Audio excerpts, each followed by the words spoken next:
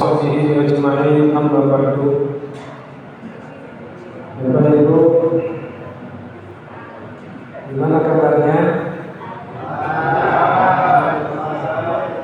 Rendang udah matang rendang? Rendang belum matang? Alhamdulillah, ini malam terakhir kita Ramadan di tahun ini.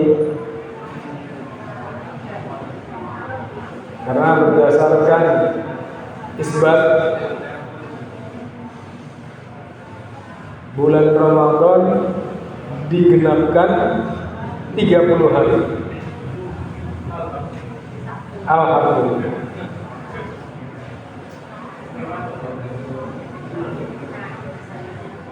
Jadi besok itu masih tanggal 30 Ramadan untuk Indonesia.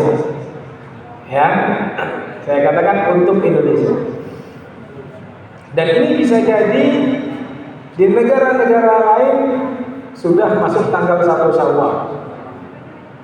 Ya, seperti di negara Arab Saudi itu sudah menetapkan besok 1 Syawal. Dan perbedaan itu perbedaan yang lumrah. Itu hal yang biasa. Dan itu dulu pernah terjadi di zaman para sahabat. Ya. Jadi Al-Imam Muslim pernah meriwayatkan hadis tentang percakapan antara Quraib dengan Abdullah bin Abbas. Ada salah seorang tabi'in namanya Quraib. Itu diutus oleh Ummu Fadl Al-Haris untuk pergi ke Syam. Ya, untuk pergi ke Syam untuk menyelesaikan tugas di sana.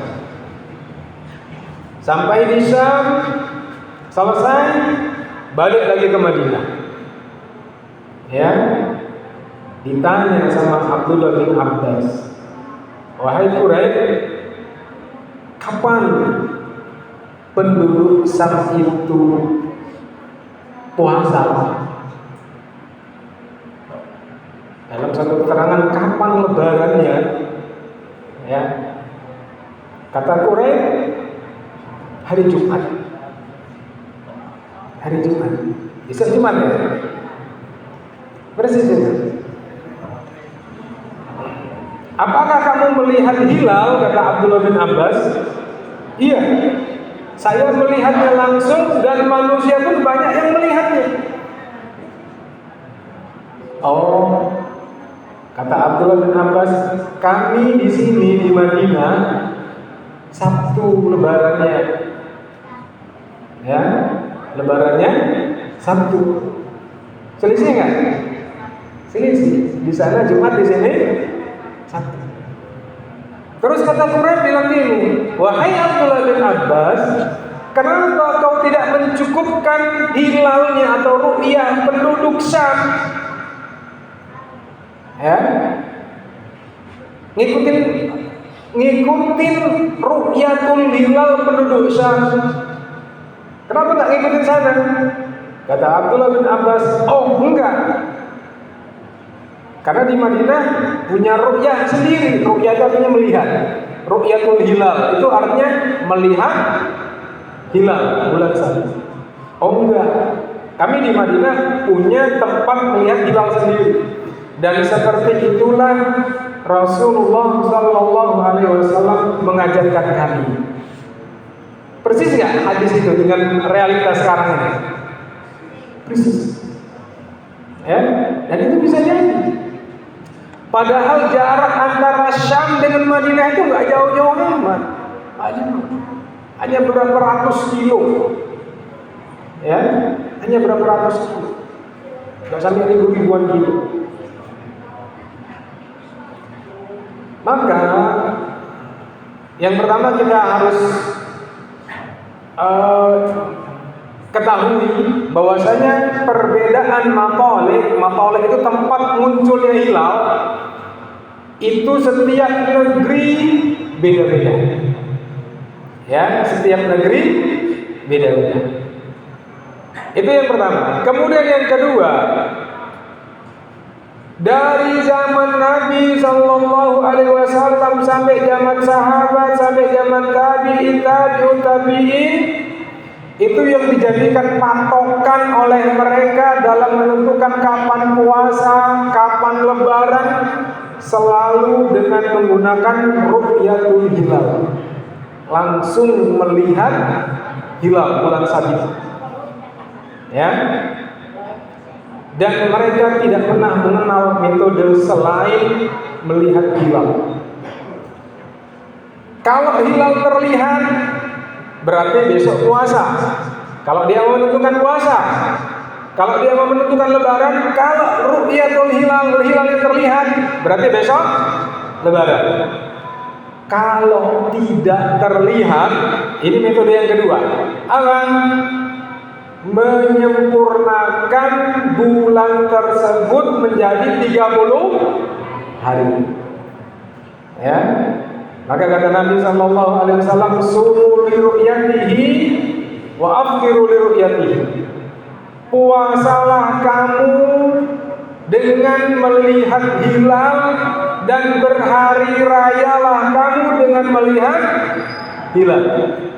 Fa in humma 'alaikum fa'akmilu 30.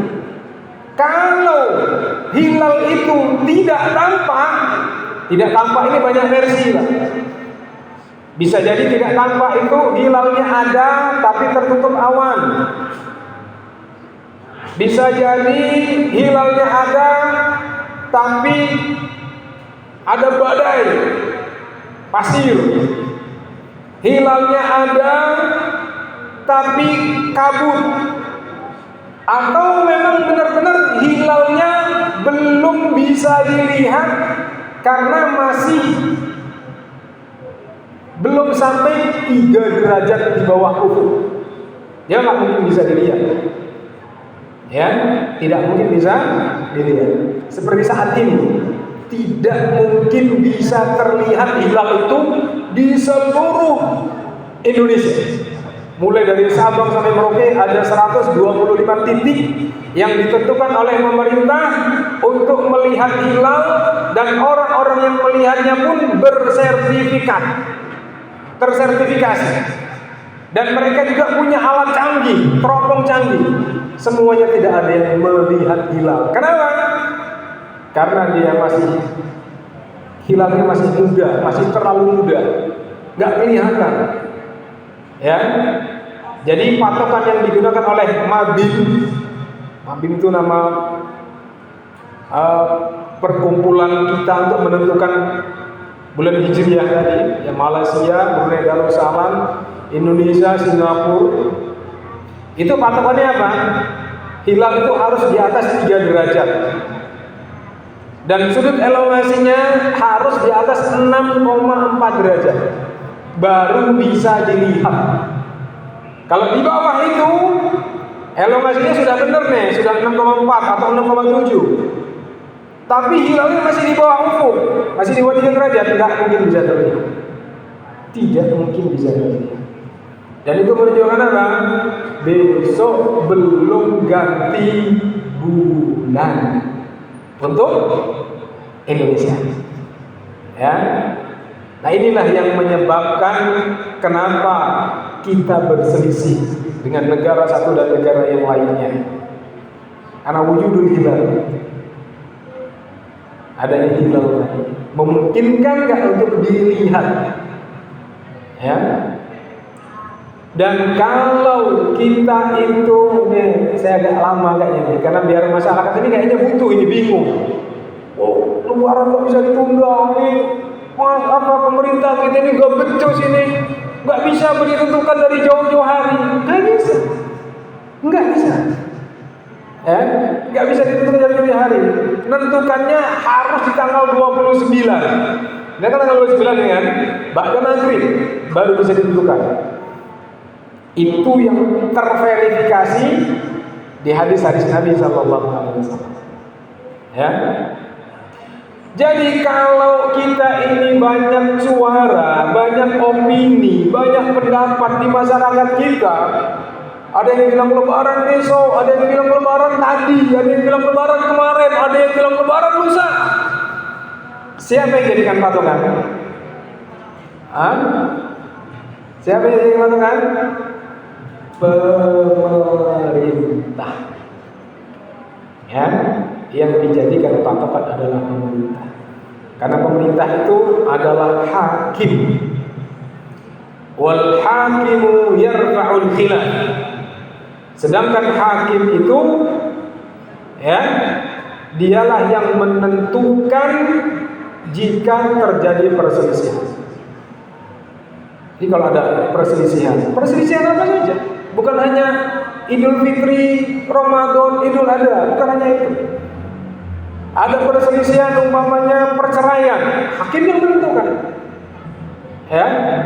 Makanya kalau orang itu nikahnya nikah resmi, ya, cerainya pun harus cerai resmi. Dia nggak berlaku kalau seorang suami bilang di depan istrinya, kamu saya cerai, nggak berlaku. Walaupun dia mau bilangnya 40 kali, 90 kali, kamu saya cerai, nggak berlaku. Kamu saya cerai sejumlah bintang yang ada di langit, nggak berlaku. Kapan berlakunya? Jika dia sudah mengatakan di depan hakim dan hakim membenarkan. Ya. Agar kalau saya udah sering ucapin cerai di depan istri saya, jangan. Kecuali kamu nikah siri. Kalau kamu nikah siri, ceraimu cerai siri. Kalau kamu nikah resmi, ceraimu harus resmi. Ya. Nah, ini namanya hukum kompilasi Islam. Itu dipelajari, dikuliahkan. Ada mata kuliahnya, ya. Dan itu yang dijadikan patokan oleh negara kita. Nah, kita kembali ke lebaran. Ya, jadi kalau ada banyak pendapat kemarin apa sekarang apa besok apa lusa, yang dijadikan patokan apa? Hakim, pemerintah. Dan pemerintah yang akan memutuskan, tujuannya apa? Untuk menyatukan suara. Karena hari raya ini amalun jama'i, amal semua kaum muslimin. Dia nggak boleh dikotak-kotak. Ini Islamnya Kelapa 7, hari ini lebarannya. Islamnya orang-orang Sri Basuki, besok lebarannya. Islamnya orang-orang Candimas, kemarin, nggak boleh. Ya, hakim yang menentukan, pemerintah yang menentukan. Untuk apa? Untuk menyatukan suara. Makanya kata Nabi apa? As-sawmu yawma tusumun, wal fitru yawma tuftirun, wal adha yawma tudhahun. Puasa itu kata Nabi, di mana semua manusia berpuasa. Berhari raya itu di mana semua manusia berhari raya. Dan berkurban itu di mana semua manusia berkurban. Dan tidak bisa untuk menyatukan itu kecuali pemerintah. Dan ormas tidak punya wewenang dalam menentukan ini. Ya. Ormas, partai, ustadz, jamaah pengajian tidak punya wewenang dalam menentukan hari raya. Yang punya wewenang siapa? Pemerintah. Dan itu sudah dimunaskan oleh Allah Subhanahu wa taala dan Rasulnya. Itu untuk kemaslahatan bersama. Gitu ya. Meskipun catatan. Ya. Meskipun pemerintah kita tidak melarang orang yang mau puasa duluan, orang yang mau berhari raya duluan atau berhari raya belakangan, pemerintah kita tidak melarang. Paham? Jadi kalau emang ada yang punya pendapat, oh saya pengennya besok, ya monggo, pemerintah nggak melarang, ya. Cuma nanti yang jelas, kamu harus punya hujah di hadapan Allah ketika ditanya. Apa hujahnya? Besok kan masih 30 Ramadan, kok kamu sudah nggak puasa? Gitu. Ya, sampaikan nanti sama Allah. Ini Allah, gitu. Karena semua itu tidak akan ditanya dan harus tahu ilmunya, gitu ya. Baik, sudah lebih dari seperempat jam, cukup ya. Ya, mudah-mudahan bermanfaat. Ini terakhir saya ngisi di Ramadan tahun ini. Mudah-mudahan Allah Subhanahu wa taala menerima amal ibadah kita di bulan Ramadan. Allahumma amin. Dan semoga kita bisa dipertemukan kembali oleh Allah di Ramadan tahun depan. Allahumma amin. Bila taufiq wal hidayah. Assalamualaikum warahmatullahi wabarakatuh.